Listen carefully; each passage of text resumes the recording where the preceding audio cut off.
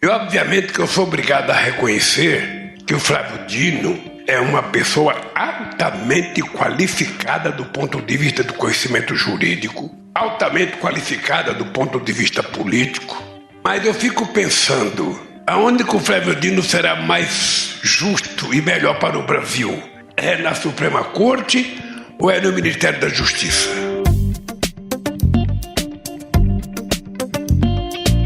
Não há dúvidas de que o ministro da Justiça, Flávio Dino, ocupa um espaço de protagonismo dentro do governo Lula.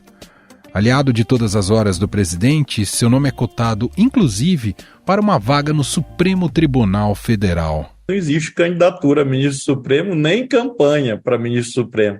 Quem faz isso normalmente não se dá bem. Então eu não cometo esse erro até pela função que eu exerço. Eu sou muito leal ao presidente Lula, sou ministro da Justiça com muita alegria, sou senador do Maranhão. Então não sou candidato, não coloquei candidatura, ele nunca falou comigo, eu não falei com ele e nem falarei. Essa relação próxima entre os dois gerou ciúmes de pessoas no entorno de Lula, além, é claro, das críticas da oposição. Figuras do governo consideram espalhafatoso, sempre em uma busca incessante por visibilidade. Agora está na internet um vídeo de uma portuguesa xingando uma brasileira, vocês viram? Dizendo brasileira imunda, suja, alguma coisa desse tipo. Vocês estão invadindo Portugal. Bom, se for isso, nós temos direito por reciprocidade, né? Porque em 1500 eles invadiram o Brasil, nós estamos tudo de acordo e concordo até que eles repatriem todos os imigrantes que lá estão, devolvendo junto o ouro, de Ouro Preto, e aí fica tudo certo, a gente fica quite. O titular da Justiça goza de imenso prestígio junto ao presidente. Isso se deve, entre outras coisas, ao fato do petista ver no ex-governador do Maranhão um importante colaborador que vai para o embate com o bolsonarismo. Além disso, se não for indicado para uma vaga no Supremo Tribunal Federal, Flávio Dino é visto também como um importante player para 2026 ou 2030. Meu candidato a presidente em 2026 se chama Luiz Inácio Lula da Silva. É o candidato que terá meu apoio, com a graça de Deus. Agora, aí vem a pergunta seguinte, e depois? Bom, depois sabe Deus, né? A gente tem que esperar os anos, ver o que vai acontecer, tem que rezar e trabalhar para ter vida e saúde, esse é o mais importante.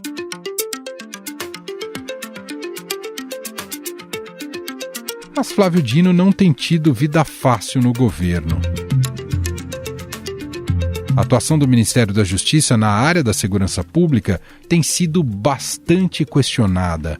Recentemente foi decretada a garantia da lei e da ordem no Rio de Janeiro para combater o crime organizado. A medida é vista como um fracasso em diversos níveis, não só porque ela é limitada e compromete as Forças Armadas, mas também porque o próprio Lula havia declarado que não queria uma GLO. Eu não quero as Forças Armadas, sabe, na favela, brigando com bandido. Não é esse o papel das Forças Armadas. E enquanto eu for presidente, não tem GLO.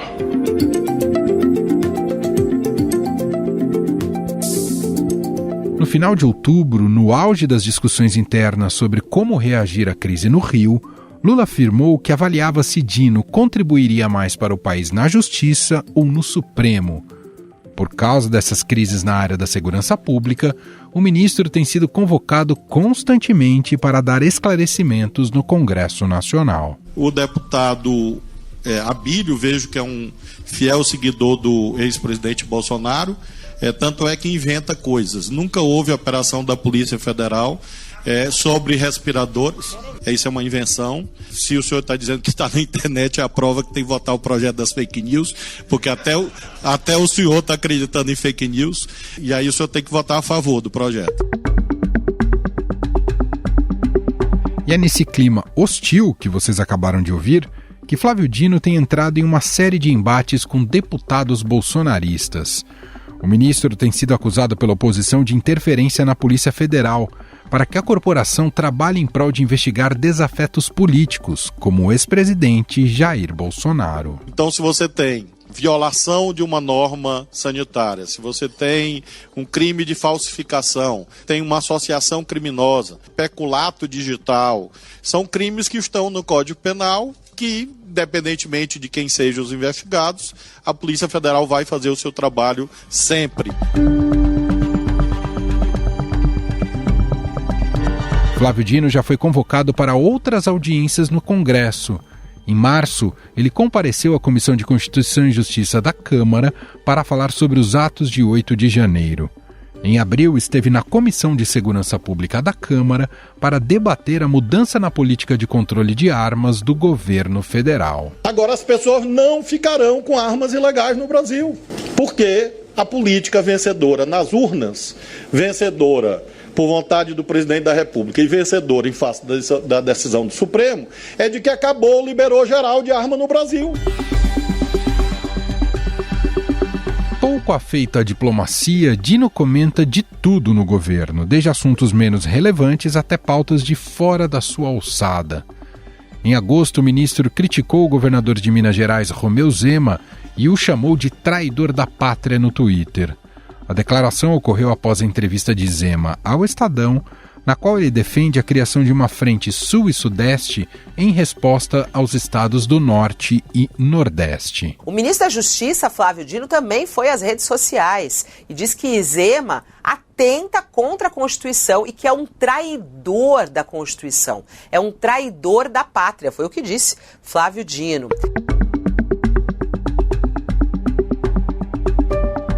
Mas as críticas também saem do mundo político. Em junho, Dino chegou a dizer que iria investigar o músico Roger Waters por apologia ao nazismo.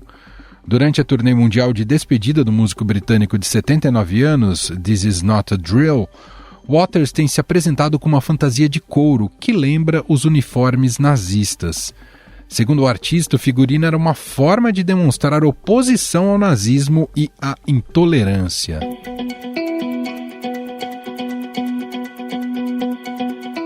As mais recentes polêmicas envolvendo o seu nome e seu ministério têm minado seriamente a credibilidade de Flávio Dino e colocado em xeque a sua continuidade no governo.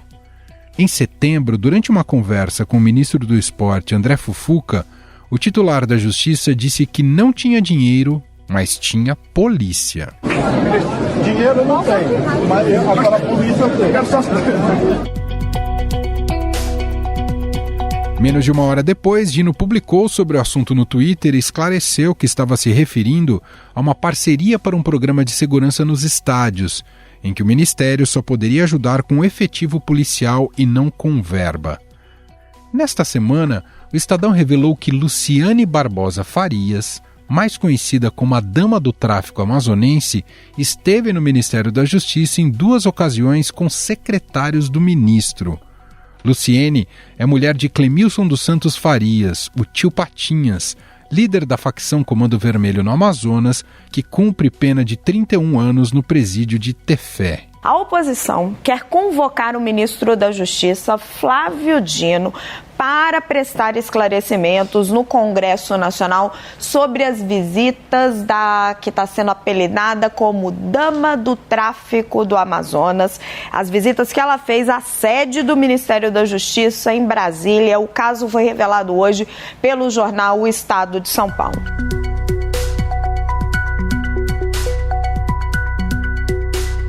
O ministro da Justiça e Segurança Pública, Flávio Dino, se defendeu afirmando que não tinha conhecimento das reuniões realizadas com uma integrante do Comando Vermelho.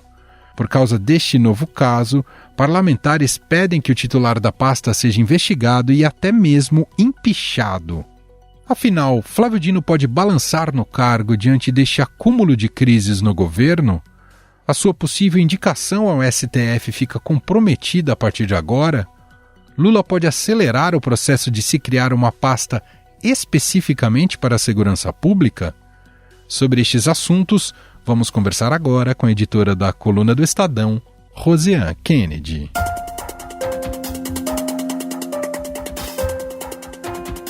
Tudo bem, Rosiane? Tudo jóia, Manuel. Tudo bem para todos aí. Uma honra minha aqui, realizando mais um sonho, né? Que chegando na na rádio aqui no estúdio, que você sabe minha paixão por rádio, a gente deixa isso para mais outro dia bater papo. É isso. Bom, primeiro eu gostaria de te ouvir, Rosiane, sobre o impacto político para o Flávio Dino desse foco mais recente de crise com essas visitas de Luciane Barbosa, conhecida como a primeira-dama ali do tráfico do Amazonas. Que impacto político já é possível mensurar, negativo, evidentemente, para o Flávio Dino? O primeiro impacto mesmo direto é que, de fato, isso tira mais força de uma eventual indicação de Flávio Dino para uma vaga de ministro no Supremo Tribunal Federal.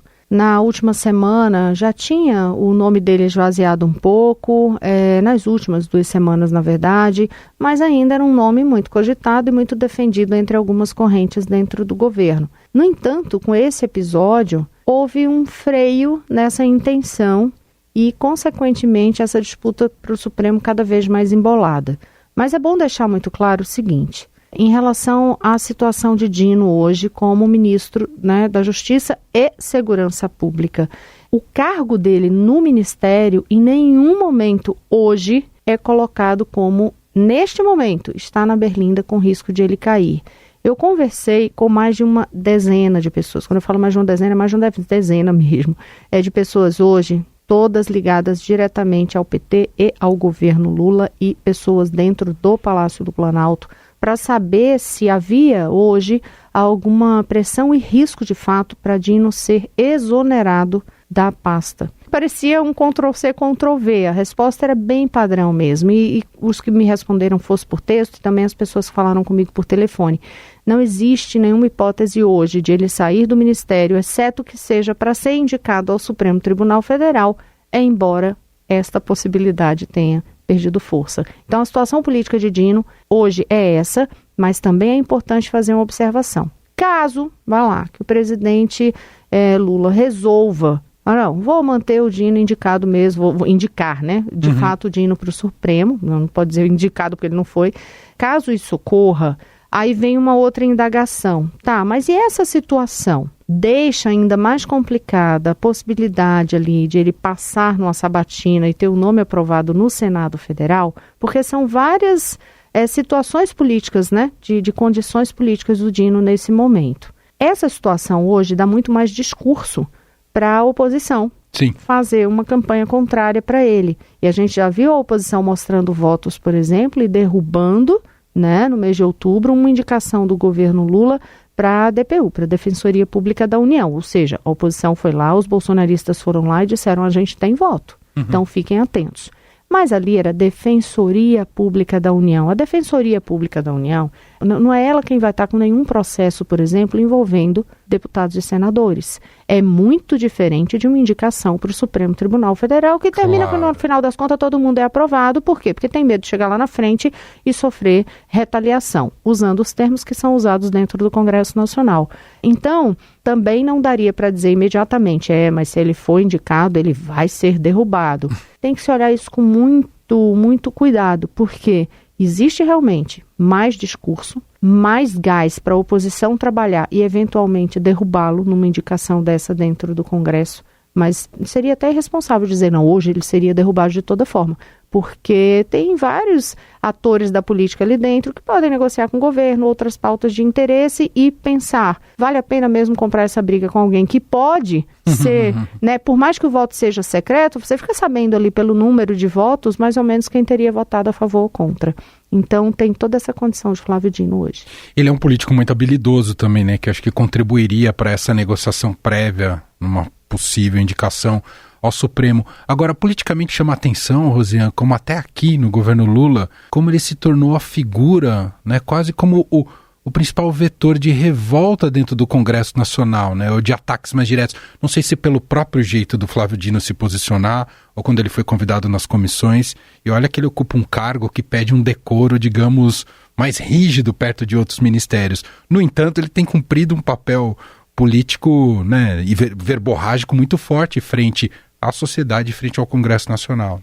Você toca num ponto aí, nessa palavrinha final, é um papel verborrágico. Isso é a glória e a dor de cabeça do Dino, porque é isso que faz com que dentro da base governista, muitos agarrem nele para dizer assim, opa, ele que vai rebater, ele que vai falar e ele que vai dar visibilidade, porque o Dino tem um engajamento enorme nas redes sociais e chega a um público, e aí a gente pode pensar com um engajamento muito maior que o próprio presidente da República, por exemplo. Sim.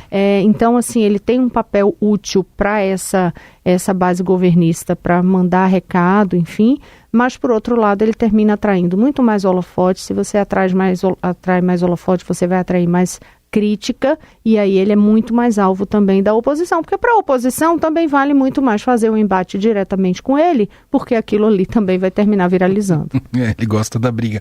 E me fala uma coisa, se ventilava a possibilidade do presidente Lula fatiar o Ministério da Justiça, separando ali a segurança pública. Esse caso recente, esse foco de crise recente, mexe em algum sentido nessa possibilidade do Lula tomar essa decisão a partir de agora, Rosiane? Essa possibilidade volta a ser, ventilada, tudo volta a ser aventado a partir do momento que há mais uma crise, Vamos lembrar, sempre mais uma crise no Ministério de Flávio Dino, que vinha alvo de fritura dos próprios integrantes, não dá nem para dizer aliado, não é uma pessoa que está fritando o outro, mas dos próprios integrantes da base do governo. Isso gera mais um problema, consequentemente mais um interesse de um grupo de pegar parte do comando daquela sigla. Mas hoje o que se diz é que essa ideia de fatiar o Ministério e criar especificamente o Ministério da Segurança Pública morreu hoje, porque a leitura é a seguinte: o Ministério está enfrentando uma crise atrás de outra crise, atrás de outra crise, mas aí são crises do Ministério, crise da pasta, crise do Dino, enfim, desses embates todos de Flávio Dino com oposição. Agora, existe um entendimento majoritário e uma orientação palaciana que tem sido dada ao presidente Lula para não fazer esse fatiamento por um motivo bem cartesiano, que é, a partir do momento que o governo decidisse vai ter uma pasta somente da segurança pública, o presidente Lula leva para ele a responsabilidade integral, assim, a mensagem que ele passa para o eleitorado é de que está pegando a segurança pública como vai salvar aquilo ali e resolver todos os problemas do país. Entendi. E aí o risco é muito maior, quer dizer, ele leva para dentro do governo uma crise ainda maior sobre responsabilidade. Telhado de vidro, né? Exatamente. E aí ele compra uma responsabilidade para ser cobrado pelos próximos 3 anos. O governo sabe que hoje segurança pública é a principal reclamação da população brasileira, a falta de segurança pública é o principal problema, mas a União, o governo federal tem aquela argumentação de que, olha, segurança pública pela Constituição é um dever do Estado, dos estados, cada unidade da federação, e o governo federal entra em situações específicas, a questão do narcotráfico, tráfico de armas, quer dizer, o crime organizado, e adota medidas pontuais como essa mais recente do uso da GLO, da Garantia da Lei e da Ordem, portos e aeroportos, justamente para enfrentamento desse crime organizado. E aí, se cria uma pasta somente da segurança pública, ora, está criando a pasta é porque está chamando para si a responsabilidade do problema como um todo. Politicamente falando, vale a pena para o governo? Se eles tivessem a certeza, Emanuel, de que conseguiriam resolver o problema, chamariam. Ninguém tem dúvida disso, porque viraria o salvador da pátria em relação a essa questão da insegurança que a população sofre. Mas ninguém tem essa bala de prata para resolver o problema da segurança pública hoje. Então, a tendência inicial, nesse momento, é tentar encontrar outros fóruns e outras formas que já existem na nossa legislação para fazer mais um trabalho de integração e não fazer esse fatiamento neste momento.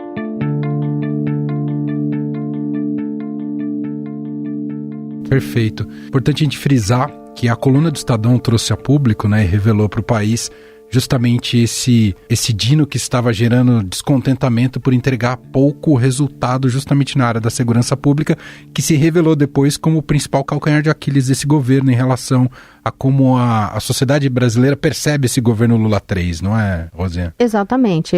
Até obrigada por lembrar disso, porque isso era uma queixa que a gente vinha na coluna ouvindo. Como é que chegou? É até curioso contar isso, viu, Manuel? Como é que chegou pra gente essa história, era uma matéria minha, como que chegou para mim isso, de que havia essa crise grande na segurança pública, que havia uma insatisfação muito grande, que o governo Lula tinha perdido o discurso da segurança pública, a expressão utilizada era bem essa. Isso foi surgindo dentro do Congresso, dentro da base governista, parlamentares chegavam para mim conversando sobre isso, sobre a preocupação deles quando tinha, por exemplo, aqui o caso de violência aqui em São Paulo, casos que vinham ocorrendo em outros locais no país, que como era difícil para eles, e aí vieram todos os episódios de violência no início do ano, como era difícil para eles entrar de forma firme nesse discurso contra, aí vem a coisa política mesmo, o molho político, de como eles podiam bater em governos que fossem de oposição à base política deles, se eles estavam com esse telhado de vidro. Então a coisa foi chegando aí, um me falou, o outro falou, e daí eu fui checando. E aí eu chequei ali com dezenas de pessoas, era uma insatisfação muito grande, até que eu fui chegando em outros patamares mais altos dentro do governo e consegui verificar que de fato havia essa crise instalada dentro do Ministério da Justiça em relação à insatisfação da gestão do Dino. Rosinha, eu queria te ouvir, você que tem muita experiência de Brasília e de cobrir governos, e especialmente ali o governo federal, esse caso chama atenção também sob um prisma que acho que é importante a gente abordar. Como é que uma integrante de uma organização criminosa está dentro do Ministério da Justiça? Claro que a gente sabe que a peregrinação de gente que é interessada a conversar com políticos e pastas é muito grande, né? A frequência lá em gabinetes em Brasília é muito grande. Mas eu te pergunto, há alguma falta de controle? O quanto esse caso gera até um constrangimento para o governo? Afinal, parece um descuido muito desproporcional, mas queria te ouvir um pouco pela experiência que você tem ali de Brasília. Eu acho que o ponto principal que a gente tem que chamar a atenção aí é para situações distintas. É muito comum, quando surge escândalo com algum político fotografado, com alguém do lado que é envolvido com algo irregular, e a gente está falando neste momento de uma pessoa que é conhecida como a dama do tráfico, com ligações ali ao Comando Vermelho. Então, você não está falando de nada pequeno, né? Diz assim, não, foi uma foto, a gente faz foto com todo mundo, aparece ali, a pessoa vai visitar, vai, encontra mais um monte, um vai e leva mais um monte do lado. Isso é comum.